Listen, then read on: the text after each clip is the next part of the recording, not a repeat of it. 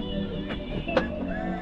Oh, dude, yeah, you can just see it moving when you trim them.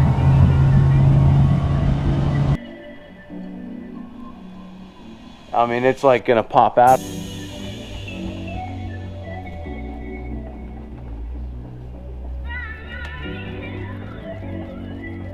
That is not good.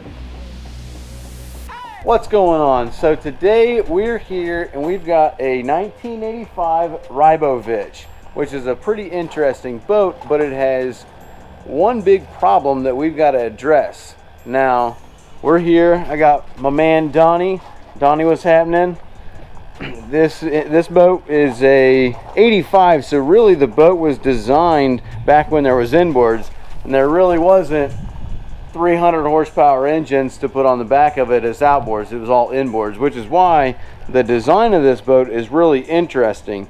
But before we go into talking about what the problem is, let's talk about these right here, because these are pretty sweet. A lot of people don't really, I mean, you don't ever really see these on any boat. So what these are little inlets where you got air, and air can get sucked in from the sides of the boat. So as the boat's going, it can suck air in through those holes, and then down here it's going to shoot all that air out. And when it shoots that air out, it aerates all this backside of the hull. So as the boat's running around, these get that air, the air comes down on the hull, and it creates an air pocket between the water and the boat hull, which releases the boat from the water, because you've got a lot less drag with air than you do with water. So it allows for a lot less drag on the boat, allows the boat to get up and ride on that air pocket, which gives you more speed, and it's just a different design. I mean, it was cutting edge for back in 1985, and then they started putting these brackets on here. Originally the boat was built for inboards, now they got brackets, and here we've got actually a set of 300 Mercury racing engines, which they've got these red accents. I think these look pretty sweet for being a sticker, and I mean, I think they look really good. What do you think, Donnie? I mean, they're nice, but I think they should be not necessarily color matched to that blue. That'd probably be hard, but maybe get them white. Yeah, well, I think white would look good. I know, the red and the blue. Well, I mean, it really doesn't look too bad. you know what? I quite like it. I kind of like it too. I mean, I might, if you did white or you did blue on this with the hull, you'd probably get rid of these red things here just to, I mean, white would look pretty fresh. It's a pretty cool boat. I mean, what do you think about how this boat rides once it gets up on the water? Well, I don't know. The transom was pretty sketchy, so we didn't really get much of that. Yeah, but once we got it up on plane, it was doing pretty good, wasn't it? Yeah, I mean, it's smooth. Smooth boat, other than the shaky transom. So that is part of our problem, is this shaky transom. Give the engines a little shake just so we can show what's going on here. So as the boat's going through the water, you know, obviously these engines are going to be going like that over across the waves, and the transom is actually delaminated, and you can see how bad it's popped right here and just shaking like crazy. I mean, look at the corners here going out. So this whole transom is just flexing like crazy. Go ahead, give it one more.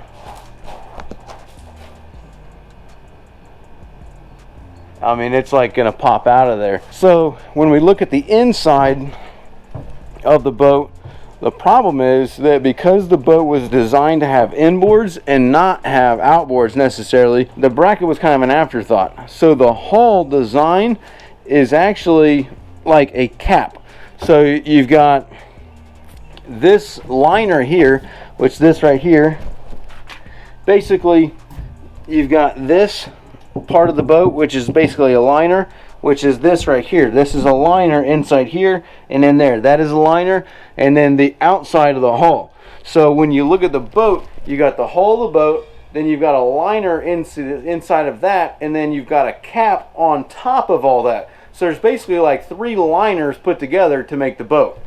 And whenever we look in here, if you look back here, this right here, looking down there, there's no stringer.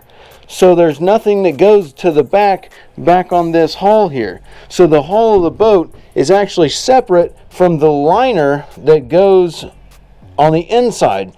Now, when you got inboards, that's not really a problem because there's no stress, there's no weight, there's no torque that's being put on the back of the boat besides, you know, the water when, say, you're backing down or something like that. But whenever you put a bracket on the back of the boat and then you put the outboards on that bracket, now the torque of those engines is putting a massive stress on the transom, which is a pretty big deal. And that's why most other boats have stringers that go from the inside of the boat, they go all along the hull of the boat, and then they attach to the back of the transom.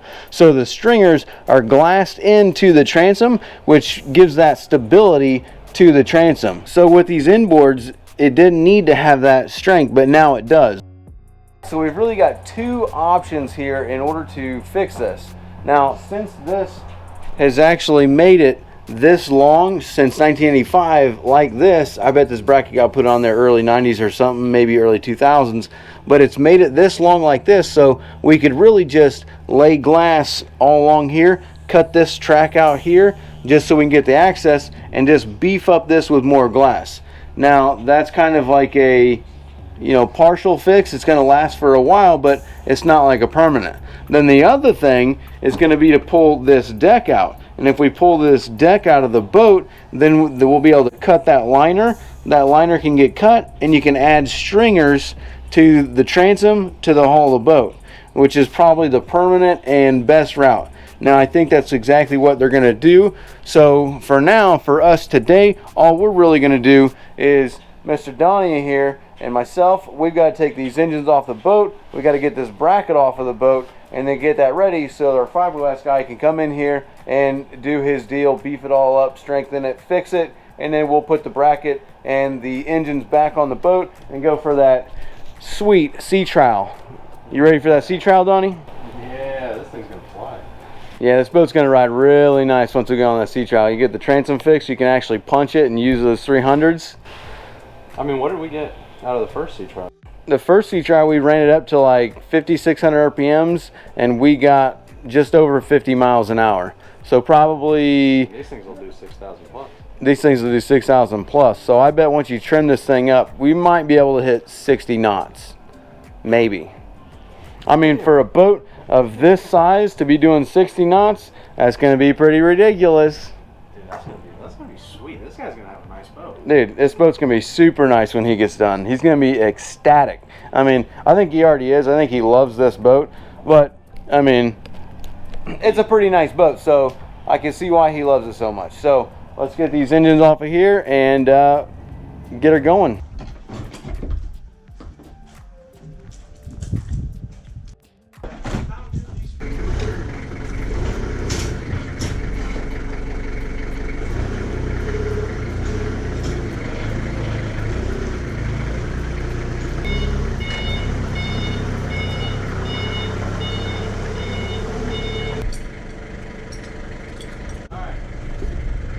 Right there, center.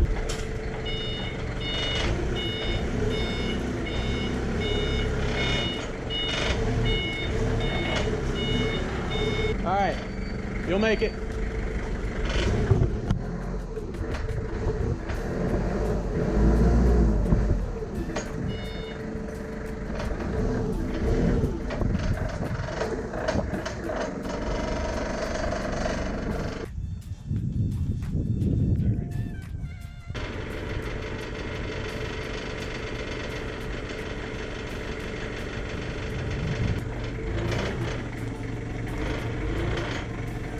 Come down. You come down more. Yep. Back.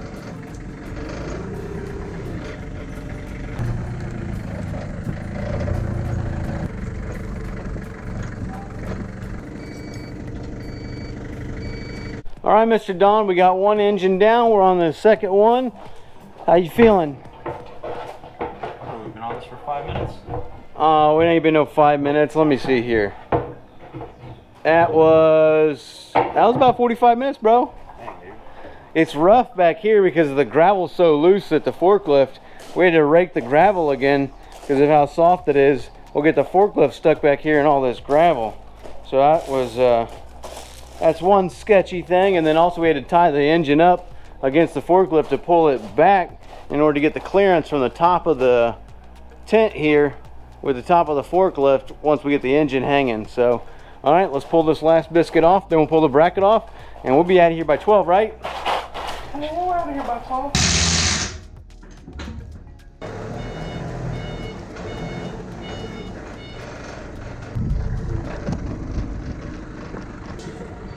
Let's go to that second at the bottom.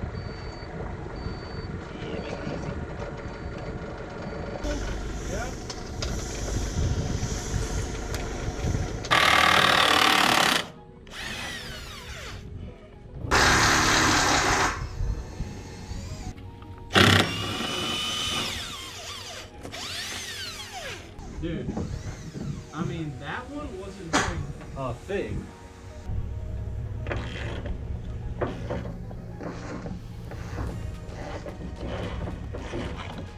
Now, how do you grab the nut? I just let it drop. Okay.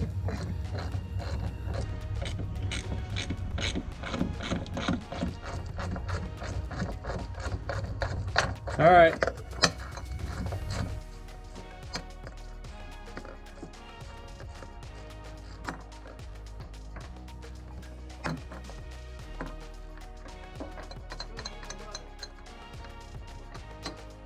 Okay.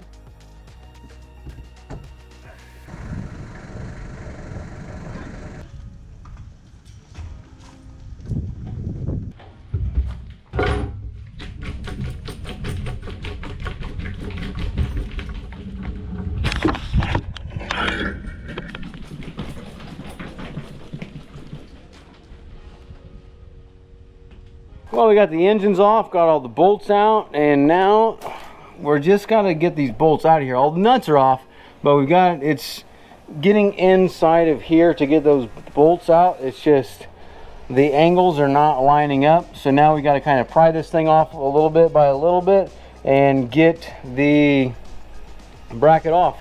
Once the bracket's off, we'll be done for the day.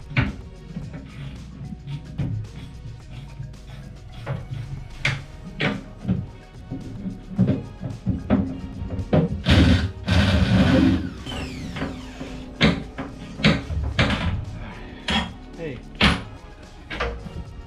medium well. Or medium? Yeah, medium well.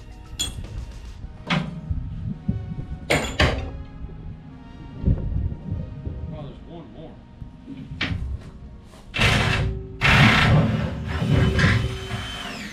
You know? Yep. She's out.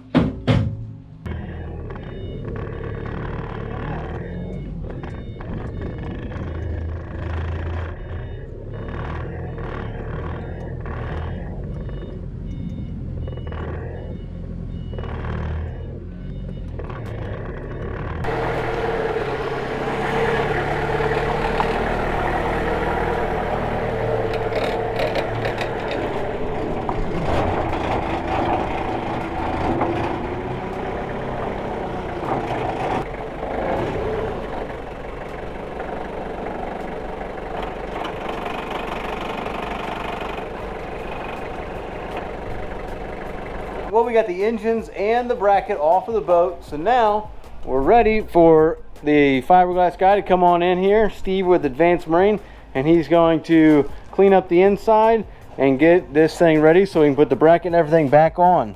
What do you think, Donnie? You think this boat's gonna ride nice once she's all ready?